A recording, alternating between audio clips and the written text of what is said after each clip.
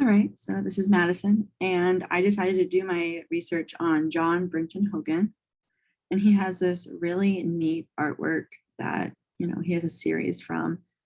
And as you can see, it's very much like colorful and it's almost like you're in outer space.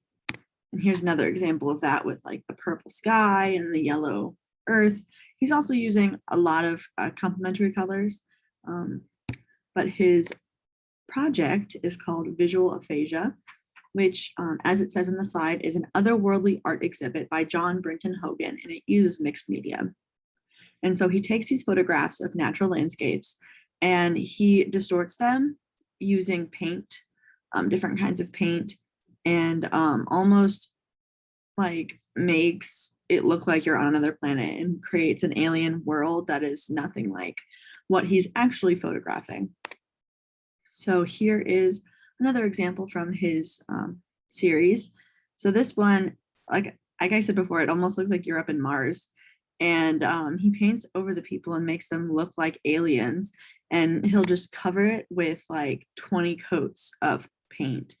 And those are called blisters, is what he refers to them as. And that's, like I said, the spots where he will go over and over with the same paints. And he'll use glossy paints like glitter or holographic applique, just to sort of make them stand out. And he'll start out with a landscape, like a photograph of a landscape that he's taken, and he'll repetitively paint over those human figures, and that's where he creates the blisters.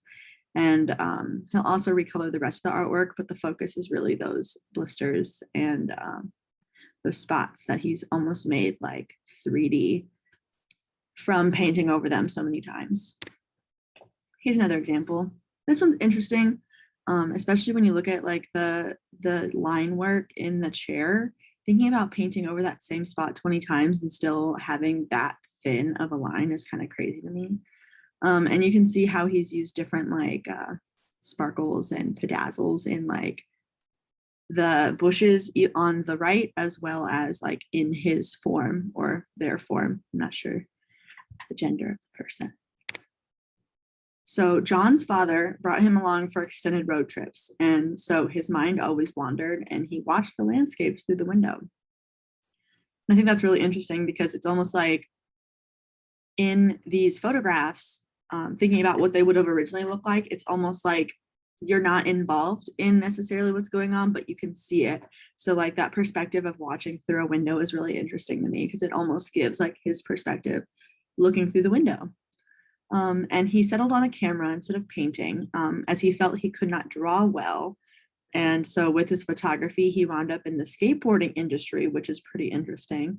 And while he'd never taken a photography class, he gained a lot from experience, experimentation, and countless mistakes. While we have the privilege of being in a photography class, I think that's really relatable, is that the best things you'll learn aren't necessarily through a class, it's through experience and experimentation and messing up. This one, again, is really interesting to me looking at these are most likely children in this photo and how they're sitting on the log and how he's also recolored the rest of the artwork and just made them like stark white and kind of sparkly. Here's another example. You can see the blisters. And like I said, it's almost like you're gaining this perspective into like what the figures are doing, but you don't necessarily feel like you're one of the figures as you're in the scenario. And so it's definitely that perspective of kind of looking through the window. And this one made me laugh because this one I think really looks like a little alien down there. Besides the little hat, I mean, it does not look like it has human proportions. And so I almost wonder if that was just where the human was standing or like if he specifically altered it so it looked less like a human. And as you can see, he uses a lot of different color schemes and not all of them are complementary, but a lot of them are either like, if I go back a little bit, like you see in this one, it has a lot of reds, but it also has in the sparkles a lot of cool tones. And so you definitely tell that he's like trying to make them stand out. And this one has like honestly, the background of this one is a little bit more dull, but you can still see the reds and what he's done. And then the two figures are yellow. And so you can definitely tell the focus of the artwork is, you know, them popping out. And look at that huge cactus. um, so yeah, like I said, the focus of his artwork are these blisters, humanoid figures, and it looks so otherworldly. And this one I couldn't tell. I think it's a glare, but it almost looks like it's on purpose. It's just like I can't tell if it's like a glare on the blister or if it's just the way that he painted it. I thought it was interesting either way because most of the blisters tend to be like the same color with sparkles, but this one is very much like, I mean, it's interesting to look at. And if it is the highlight on and just like a reflection, then that also shows like how thick this paint is being used. And the sparkles, it just is all really otherworldly. So in terms of my own project, it seems like a difficult task for me to like basically alter my artwork in a way that I'll never be able to change.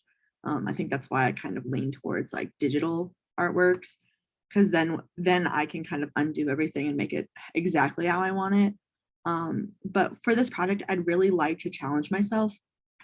And I'm not really a landscape photographer or someone who paints on their photographs, or I'm not someone who's ever done that before.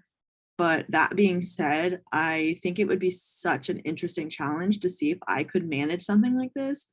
I have an idea. I want to go to like a mall or something, like a strip mall, or I had the plan to go to like just something busy like the activities fair. And then I decided that I really wanted to be more urban to really contrast what he's been doing. And I also have considered doing something like highlighting the masks in a different color that people are wearing if they're wearing masks. If not, I could always draw them in and kind of go off this concept of like having this big group of people in a mall or on the street and just sort of highlighting, well, we're all wearing masks, but we're, you know, a giant group in a small space, sort of COVID commentary, if you will. So those are my sources. Let me know if you guys have any questions. I will go ahead and stop the video. Thank you for listening. And I'll see you guys later.